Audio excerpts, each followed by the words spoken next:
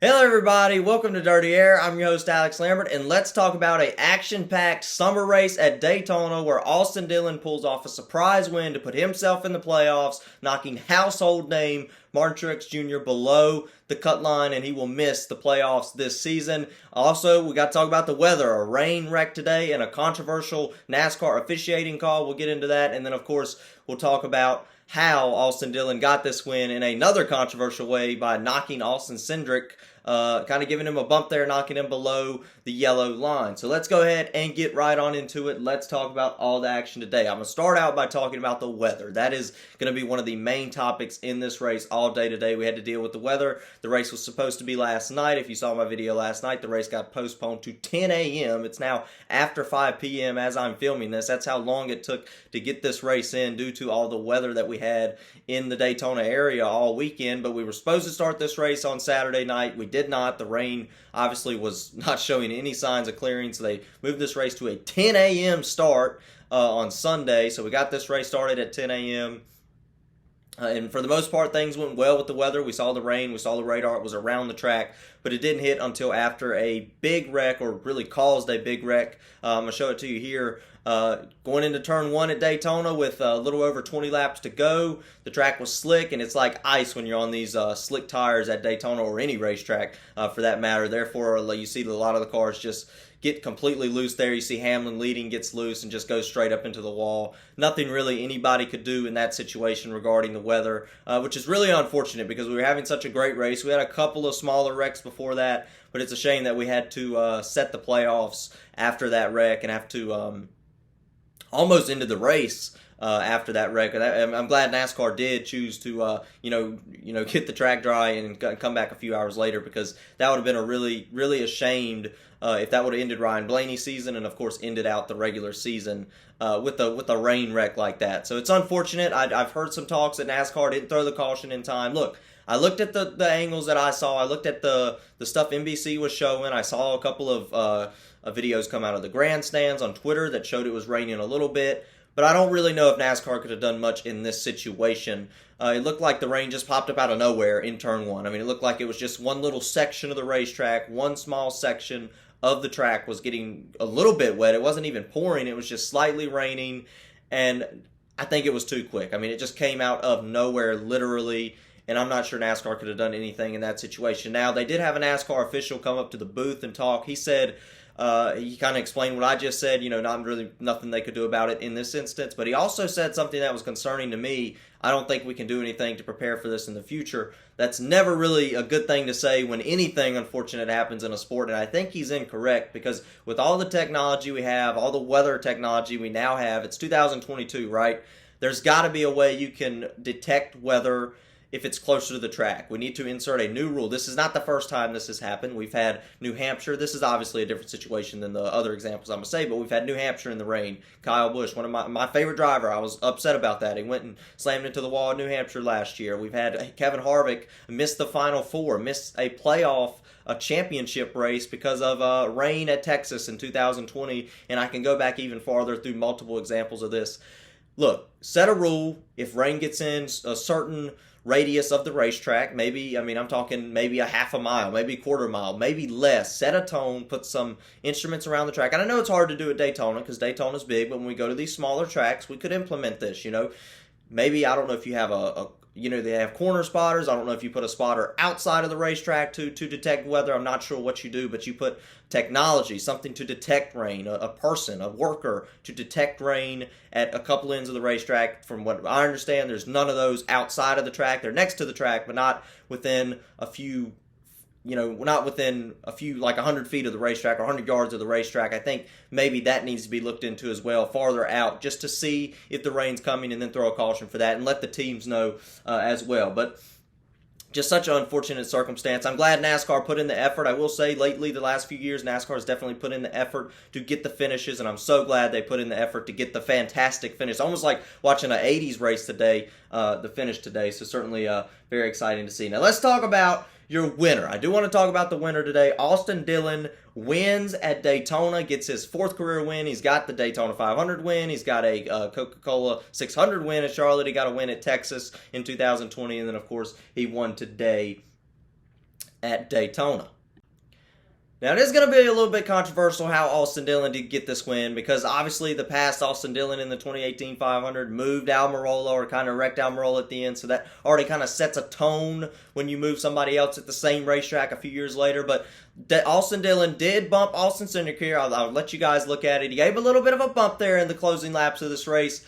But personally, I think that's a fair move. Coming to the end of a race at Daytona, you're trying to get a playoff spot, you're trying to get a win, and excel your season. Get in the top 16. Get that top 16 bonus. It's a major deal to make the playoffs, especially if you're not already in, and get the win at Daytona.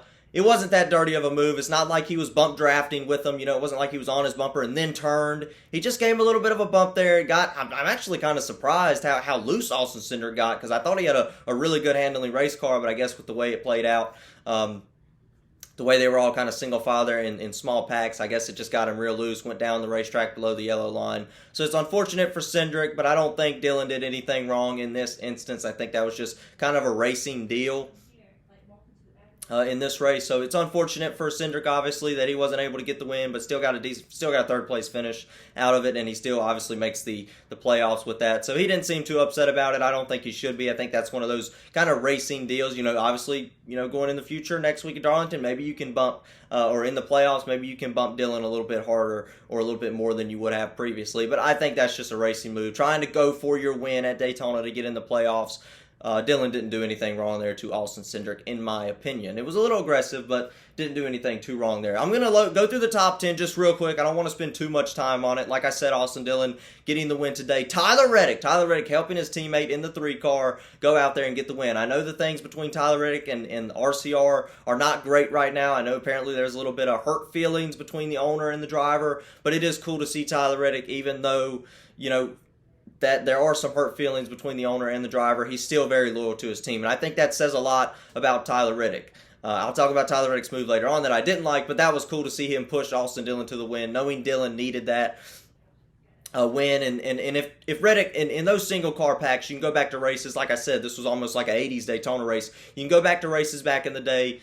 If Tyler Reddick had tried to pass him, I think it would have done nothing but open the door for somebody behind him, like Landon Castle or Cindric, or somebody else like Noah Gragson or Cody Ware, somebody behind them in that pack, that small pack, to get the win and take it away from both of them, and ultimately take Dillon out of the playoffs. So I think Reddick pushing Dillon was the right decision in that small pack. He wasn't going to be able to get as big a run, especially with the damage on the front of the race car. It was going to be really hard for him to pass him. I think all that was going to do was open the door for Cindric, open the door for maybe Castle or somebody else in that pack to get the win at the end of it. So definitely applaud Tyler Reddick for pushing his teammate there, getting the win. I don't think Reddick had much a shot to get the win himself with the damage on the front of the car. So why not let your teammate win, right? Why not be loyal to RCR and the team? So I think Tyler Reddick is going into the playoffs with this team. He's now put another driver in the playoffs. This is a successful season for Reddick, and maybe kind of healing those hurt wounds a little bit.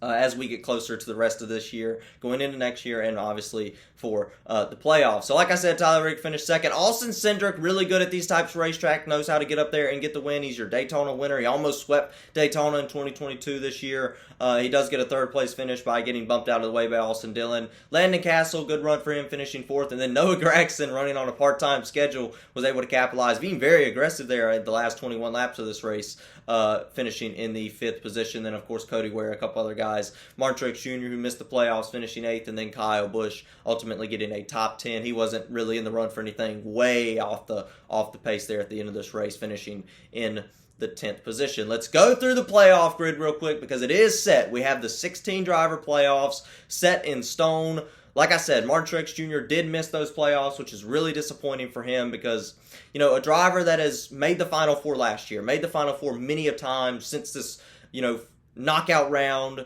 playoffs has been in play. Truex has made the Final Four so many times. He's won a championship in 2017. He came close to winning a championship last year. Is like Steve Letarte likes to say, a couple of pit stops from being a 4 or 5 time champion. I mean, that's how good he is, and it's so unfortunate that there were so many winners this year. It knocked him out, and that is the format. I know that if you're a Truex fan, you don't like it. I know a lot of fans don't like it because it doesn't reward good finishes as much, but under this system, that is the system. That is the way NASCAR awards playoff spots, is by wins, and that's why you have to go for wins now. And unfortunately for Truex, he didn't get that win. There was one open spot on points after a lot of different winners this year, which I don't think you're going to see after this season quite as much of, because the new car, people start to figure things out. There'll be less winners, I think.